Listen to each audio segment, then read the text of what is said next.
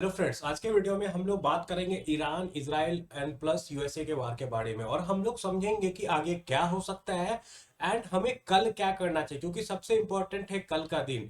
कल का दिन में हमें पता चलेगा कि मार्केट डायरेक्शनली किधर जाने वाली है। तो सबसे पहले हम लोग समझते हैं कि यहाँ पे क्या हो सकता है। यहाँ पे आपको दो केस देखने को मिल सकता है। पहला ये कि वार बहुत जल्दी रुक जाए एंड दूसरा केस है कि वार थोड़ा दिन चले। ठीक है। पहला केस का मुझे चांसेस बहुत ही ज्यादा लगता है, जो कि है वार जल्दी रुक जाए। इसके पीछे मल्टीपल फैक्टर्स है। देखिए, पहले तो आपको यह समझना पड़ेगा, अगर ये वार ज्यादा दिन चला तो क्रूड ऑयल का प्राइस बहुत ज्यादा भाग सकता है। ठीक है, तो वो कोई नहीं चाहेगा, ना चाइना चाहेगा, ना यूरोपियन यूनियन चाहेगा, ना अमेरिका खुद चाहेगा। ठीक है। एंड उनके जो मिडिल ईस्ट के दोस्त हैं वो भी नहीं चाहेंगे। उसके अलावा मैं आपको बता रहा हूँ प्रॉब्लम क्या है यहाँ पे। अगर ये वार ज्यादा दिन चलता है तो मिडिल ईस्ट में जो यूएसए के एलाइज है, जैसे कि आपको हो गया सऊदी, यूएई, ये सारी कंट्रीज में आपको अनस्टेबिलिटी आ सकती है। ठीक है, तो जिसके वजह से ये लोग उनके एलाई है and they will build pressure on USA कि तुम रोको इसको। ठीक है, देखिए यूएसए का मेन पर्पस क्या है यहाँ पे आपको ये समझना पड़ेगा। ये चाहते हैं ईरान के टॉप लीडर्स को मारना, ताकि लोग अपराइजिंग करें और वहां पर रिजीम चेंज हो जाए और ये अपना पपेट गवर्नमेंट वहां पर बैठा सके और इनडायरेक्टली ईरान को कंट्रोल करे। अगर इनको ये बहुत जल्दी होता हुआ नहीं दिखेगा तो मोर लाइकली इसका है कि ये लोग अपना प्लान चेंज करेंगे, कहीं कहीं पे बम गिरा देंगे, बोलेंगे वी वॉन, जैसा एक्चुअली में आजकल होता है। ठीक है, तो चांसेस ज्यादा इस चीज का है कि वार नहीं होगा, मतलब वार रुक जाएगा कुछ दिन में, बहुत लंबा नहीं खींचेगा। क्योंकि आपको यह समझना पड़ेगा, ईरान कोई गली नहीं है। ईरान आपको बहुत ही बड़ा देश है, उसके पास भी अच्छा खासा मिलिट्री है, उसके पास भी बार्गेनिंग पावर है। ऐसा नहीं है कि वो निहत्था है, वो कुछ नहीं कर सकता है। वो भी ठीक ठाक डैमेज अमेरिका को पहुंचा सकता है, इजराइल को पहुंचा सकता है। ठीक है, तो ये वार जल्दी होने के, खत्म होने के चांसेस ज्यादा है कंपेयर टू खींचने का। उसके अलावा इनके जो आपको यूरोपियन एलाई है वो भी इन पे प्रेशर डालेंगे। नॉट ओनली दैट, जो अमेरिका का इंटरनल फैक्टर्स है, ताकि मिड टर्म इलेक्शन होने वाला है, क्रूड ऑयल का दाम बढ़ेगा तो उनका गैसोलीन का दाम बढ़ेगा, फिर उनके देश में ही प्रोटेस्ट होने लगेगा ट्रंप के अगेंस्ट, और ट्रंप विल बी फोर्स्ड कि वो जल्दी से जल्दी ये वॉर को खत्म करे। ठीक है, ट्रम्प बहुत एग्रेसिव जाते हैं लेकिन यू टर्न भी बहुत एग्रेसिवली लेते हैं। तो मेरा पर्सनली ये मानना है कि मुझे नहीं लगता है कि ये वॉर ज्यादा दिन खींचेगा।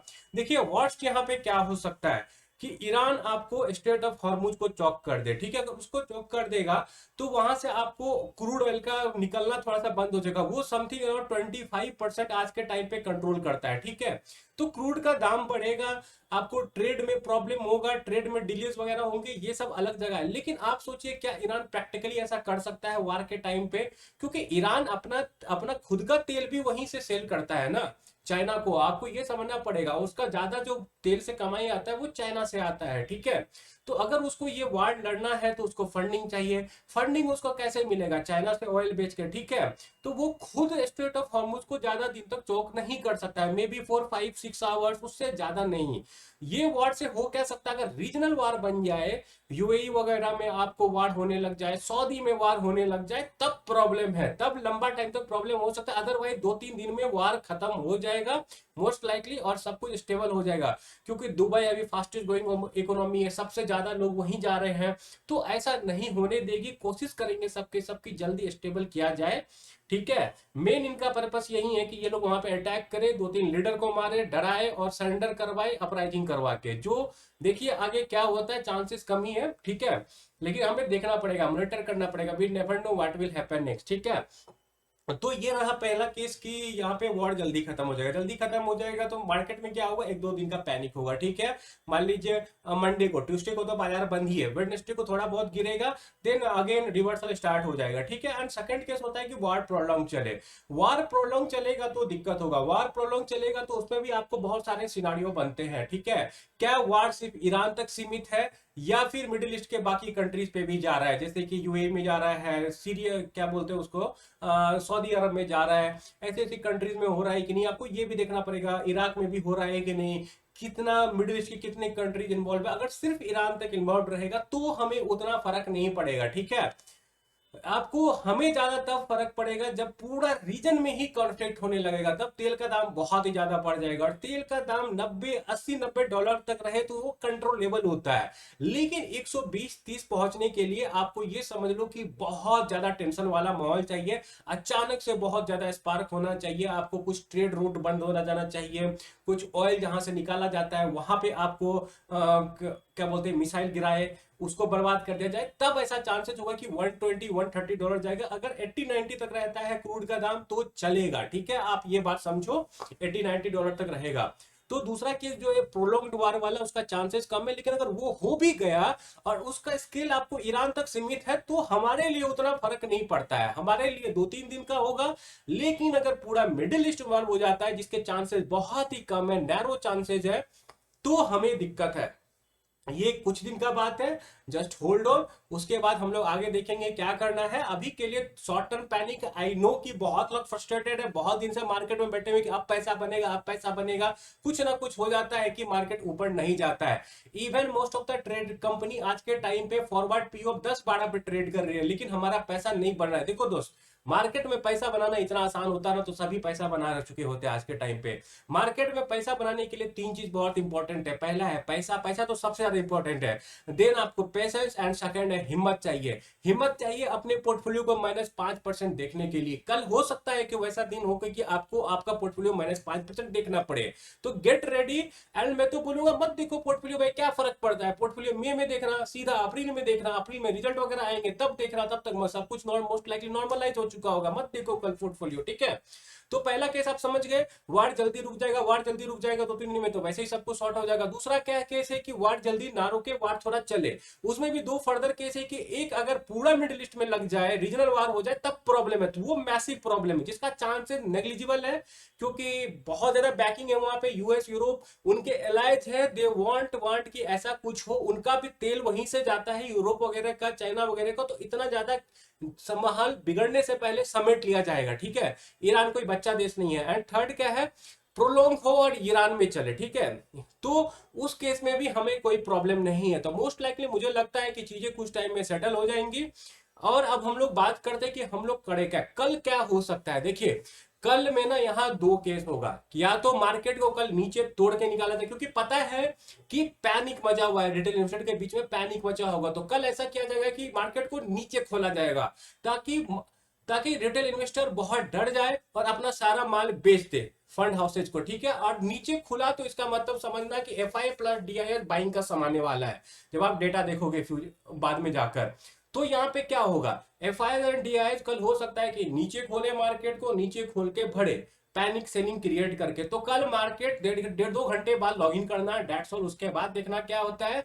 एंड सेकंड केस ये है आपको कि कल मार्केट थोड़ा बहुत ऊपर नीचे खुले और थोड़ा बहुत गिरे फिर शांत हो जाए, क्योंकि आपको ये बात समझना पड़ेगा मार्केट सब कुछ अच्छा होने के बावजूद भी पिछले कुछ दिन से ऊपर नहीं जा रही है। उसका रीजन क्या है, ये जो ईरान इजराइल वाला कॉन्फ्लिक्ट है उसको आपको अकाउंट में लिया जा रहा है कि ऐसा कुछ हो सकता है कि ईरान इजराइल इन लोगों का वार हो जाए, इस वजह से मार्केट पिछले कुछ दिन से बाहर नहीं ऊपर जा पा रही है।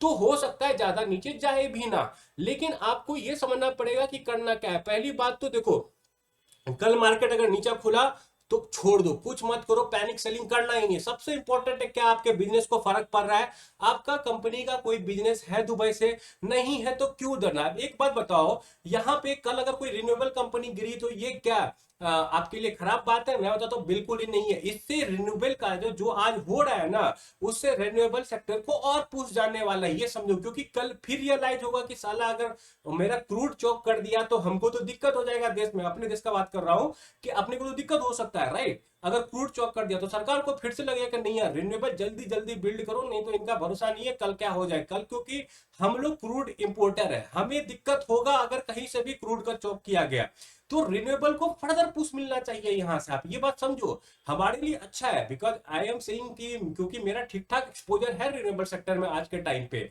तो एक तरह से देखा जाए तो हमारे लिए अच्छी बात है, क्योंकि सरकार को ये और पुश करना पड़ेगा रिन्यूएबल सेक्टर को, ठीक है, which is good for us, right.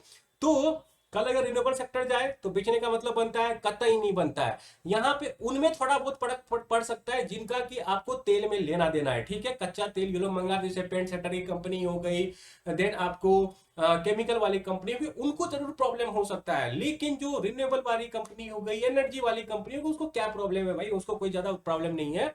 बस हो सकता है कि हाँ बहती गंगा में सब हाथ धोएंगे, एक दो कंपनी गिरेगा तो सब गिरेंगे कल, क्योंकि पैनिक का माहौल है, सब समझेंगे और सब अपना बेचेंगे। बस आपको ये करना है कि अगर आपका कंपनी में दम है, आपकी कंपनी अच्छी रिजल्ट पोस्ट कर रही है, ज्यादा इंपॉर्टेंट नहीं है, अगर कर सकती है तो बेचने का सवाल नहीं होता है यहाँ पे मेरे दोस्त। आपका बिजनेस अगर अच्छा है, फ्यूचर अच्छा है उस कंपनी का, उस सेक्टर का, तो कतई मत बेचिए। ये 5% का आपको लोअर सर्किट कब 10-20% 100% ऊपर चला जाएगा ना, आपको पता भी नहीं चलेगा।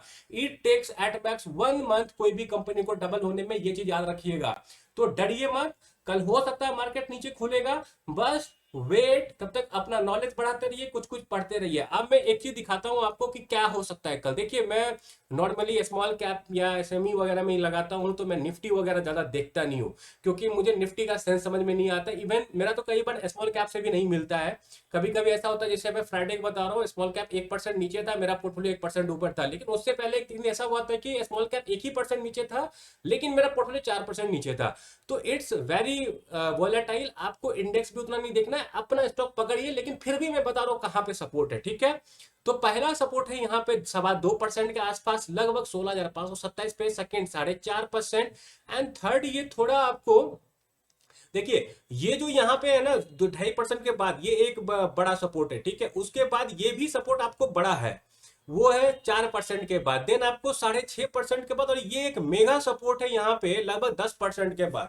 तो मैक्स टू मैक्स यहाँ से 10% का फॉल आ सकता है। देखिए मुझे क्या लगता है, जो होगा कल झटके से होगा, ठीक है। अगर कल मार्केट को गिराना हुआ तो पहले नीचे गिराएगा, तब उसका ऊपर लेके जाएगा, डिपेंड करता है कि कितना पैनिक मचा हुआ है। They will try to take advantage of this panic, और जो भी बचे खुचे रिटेल इन्वेस्टर है आज के टाइम पे, उनको बेचवाने का कोशिश किया जाएगा कल, ठीक है।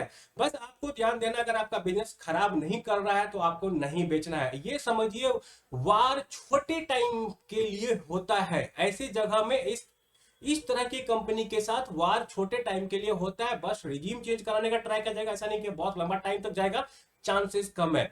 तो ये रहा, 10% max to max index level पे नीचे जाता हुआ दिख रहा है। कंपनी ऑलरेडी बहुत चीप है आज के टाइम पे, जो मार्केट्स में है अच्छी कंपनी 10-10 के फॉरवर्ड पीई पे मिल रही है, तो doesn't make a sense to sell, ठीक है।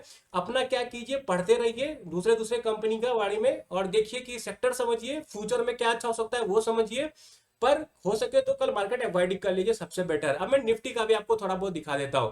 तो निफ्टी में तो मुझे लगता है 50-50 पॉइंट पे सपोर्ट है, तो निफ्टी का तो आप टेंशन में लीजिए, 1% नीचे गिरेगा, ठीक है, वहां पे सपोर्ट है, फिर 2% गिरेगा, वहां पे सपोर्ट है, फिर 3% गिरेगा, वहां पे सपोर्ट। तो निफ्टी पे तो सपोर्ट का सपोर्ट बड़ा पड़ा है, ठीक है।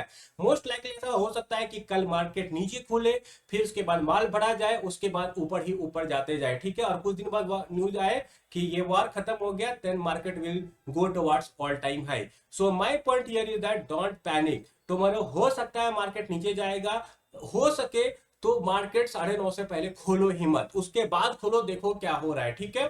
तो फ्रेंड्स ये रहा मेरा वीडियो वार पे, और मैंने बताया आपको क्या करना चाहिए। I hope you like my video, अगर आपको पसंद आया हो तो प्लीज लाइक से सब्सक्राइब कर दीजिएगा, एंड बाय।